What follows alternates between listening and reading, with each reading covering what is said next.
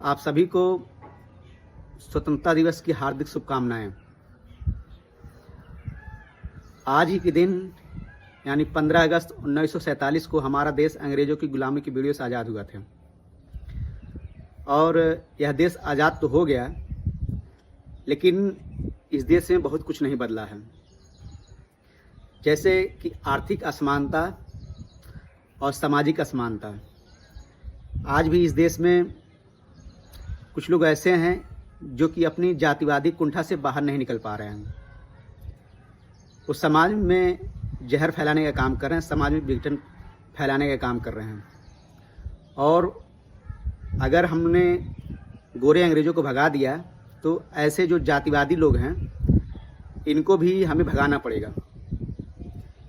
जो समाज में जातिगत भेदभाव फैला रहे हैं, समाज में विघटन का काम कर रहे हैं, उनसे भी हमें आज़ादी चाहिए, वरना यह जो आज़ादी है ये आज़ादी झूठी ही रहेगी। हमारा देश आज़ाद तो हो गया, हमारा देश आज़ाद तो हो गया, लेकिन आज भी लोग जो आरक्षण है उसको लेकर टीका टिप्पणी करते रहते हैं। अब अगर टीका टिप्पणी कर रहे हैं तो उनको सोचना चाहिए कि जो आरक्षण है, आरक्षण कोई भीख नहीं है।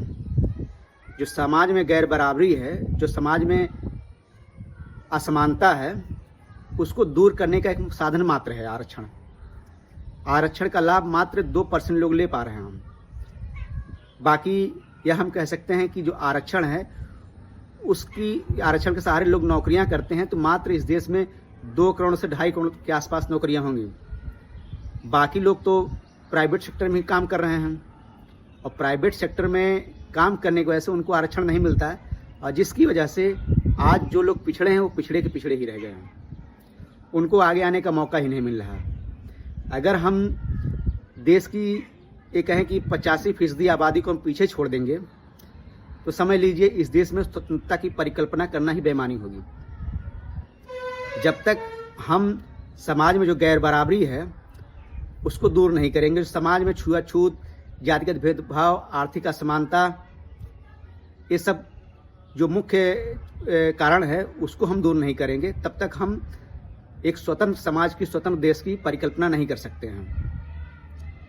एक बार पुनः आपको स्वतंत्रता दिवस की हार्दिक शुभकामनाएं। जय हिंद।